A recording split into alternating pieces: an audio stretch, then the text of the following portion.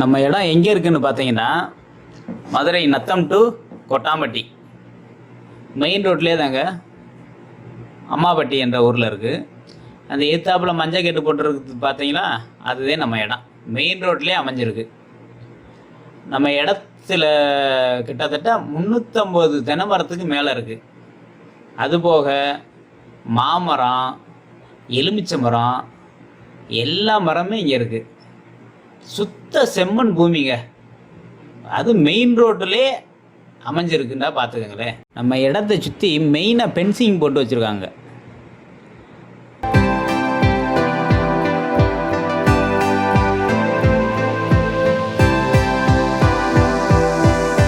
மெயினாக free EB service இருக்குது. 20 அடியிலே நம்ம கிணத்துல தண்ணி இருக்குது.